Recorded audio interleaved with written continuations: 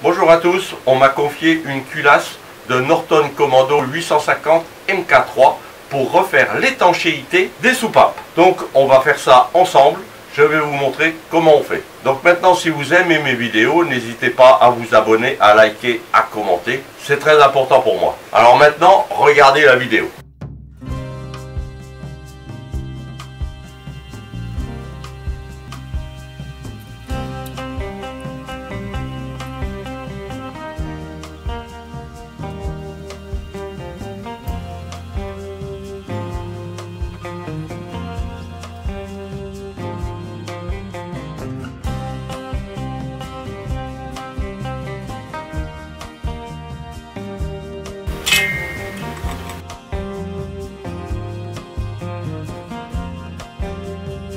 Voilà, donc j'ai enlevé les 4 soupapes ici. Ici, j'ai fait un petit repère pour les soupapes qui vont aller ici. Donc ces soupapes là, elles sont rangées dans une boîte et je ne vais pas les mélanger avec celle-ci. Au niveau des échappements, il n'y a pas de joint de queue de soupape. Au niveau des admissions, vous avez des joints de queue de soupape. Donc là, je ne les enlève pas. Pour le rodage, je les laisse sur place. Je les enlèverai après pour les changer.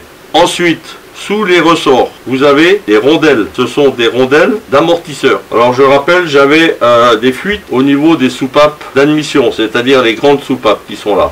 Donc je vais commencer par la soupape là. Alors on la nettoie correctement. Ensuite, je vais y mettre de la graisse. Et je vais mettre ma soupape. Et vous voyez ici, ça fait un bourrelet de graisse. Donc ça c'est très très bien. Voilà, là hop, il faut que je passe le joint de queue de soupape. Je prends mon petit tube caoutchouc que je vais enfiler sur la queue de soupape. Maintenant je repousse la soupape comme ça et je vais y mettre ma pâte abrasive. Une fois que c'est fait, je prends un petit chiffon ou un bout de papier, je repositionne ma soupape, la tulipe vers le bas. Alors là, pour vous montrer, je vais faire l'inverse et avec mon chiffon je vais appuyer légèrement sur la tulipe de manière à la coller sur le siège de soupape. Et maintenant je fais tourner.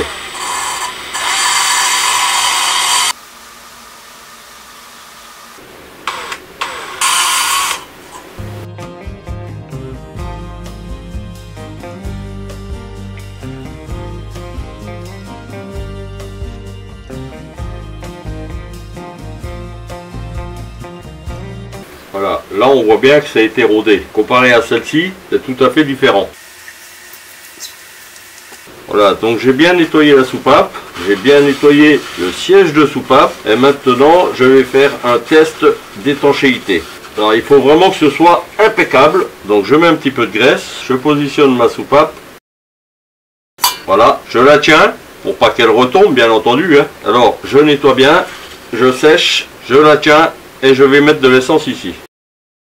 Voilà, je regarde en bas si ça coule. Voilà, donc vous pouvez constater, sans mettre le ressort, j'arrive à tester l'étanchéité de la soupape. Donc je la tiens simplement. Et là, c'est sec. Ma soupape est étanche. Donc voilà, je peux renlever ma soupape. La soupape là est étanche. Bon, bien entendu, après, je vais tout renettoyer avant de tout remonter. Donc maintenant, je vais continuer. Je vais faire l'étanchéité de l'autre soupape. Alors toujours pareil, je mets de la graisse. Je la fais descendre. Je passe le joint de queue de soupape. Voilà. Alors je fais exactement la même chose que tout à l'heure.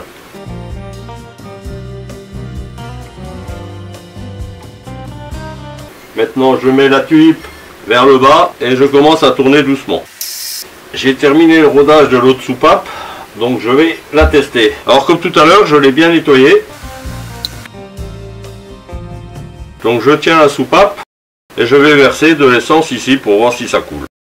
Voilà. Ouais, ça coule, donc là c'est pas la peine. Bon ben là faut que je recommence, donc je recommence.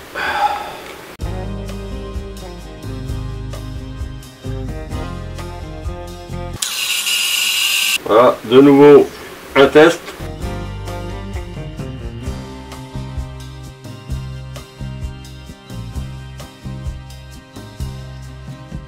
Voilà, maintenant je vais retester. Impeccable. Ça fuit plus. Donc celle-là elle est bonne. Je vais l'enlever.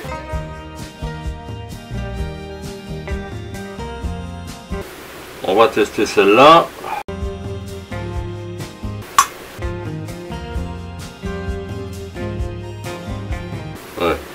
Celle-là, elle fuit légèrement. On va faire celle-là.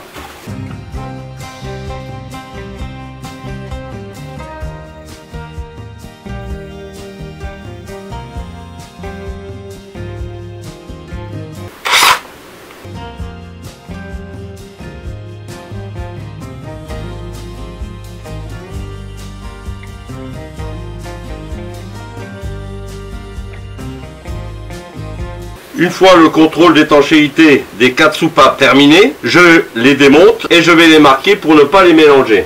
Voilà, un petit point, ça suffira. Et je sais que le petit point, il vient là. Maintenant, je vais surfacer légèrement le plan de joint là parce qu'il n'est pas tellement correct là. Donc pour ça, je vais mettre une plaque de marbre. Je mets une petite goutte d'huile. Oh la vache, j'en ai mis trop.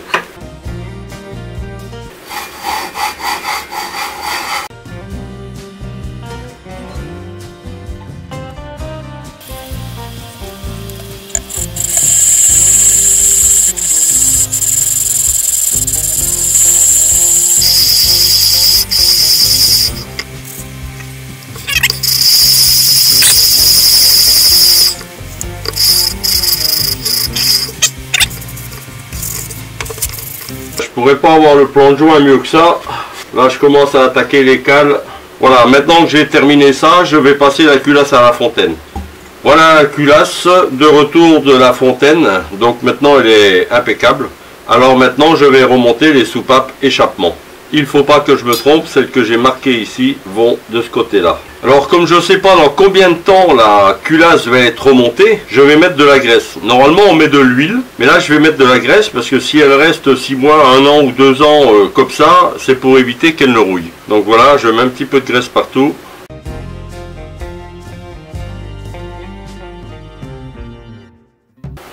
Donc c'est une rondelle d'amortisseur. Et les ressorts. Bon là ça risque pas de rouiller. Je prépare les demi-lunes.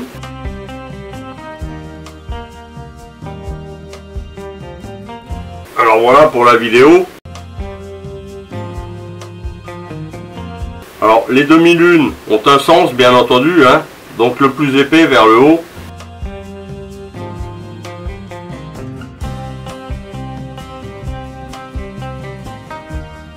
Voilà, je remonte à la caméra, les demi-lunes sont en place, vous voyez.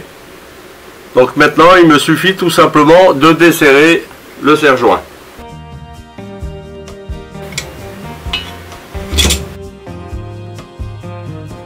Voilà le résultat. Alors une chose que je n'ai pas dit, vous devez également contrôler la longueur de vos ressorts de soupape.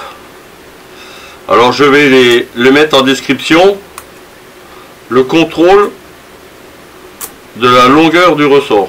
Voilà, maintenant je vais faire la même chose de ce côté-là.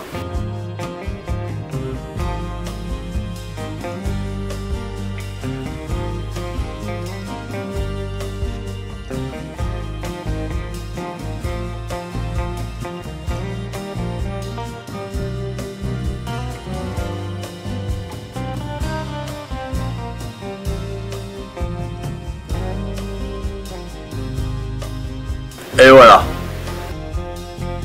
Voilà, je mets un petit peu de graisse ici. Alors ici, je ne peux pas les mettre pour l'instant.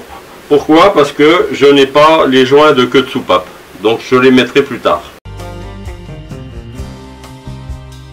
Alors en attendant, puisque je ne peux pas les fixer correctement, je vais simplement positionner mes soupapes à leur emplacement. Comme ça, ça m'évitera de les mélanger.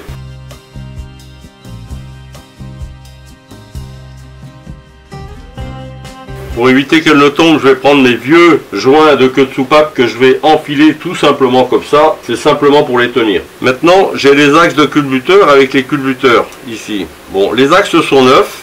Donc là, aucun problème, tout va bien. Maintenant, ce que vous devez contrôler ici, vu que les boules ont été changées, il faut contrôler le passage d'huile. C'est-à-dire du petit trou ici, avec le petit trou ici, mais également avec le trou à l'intérieur. Alors on peut le faire avec le compresseur tout simplement. Ouais. Là ça passe. Et maintenant le trou d'huile intérieur.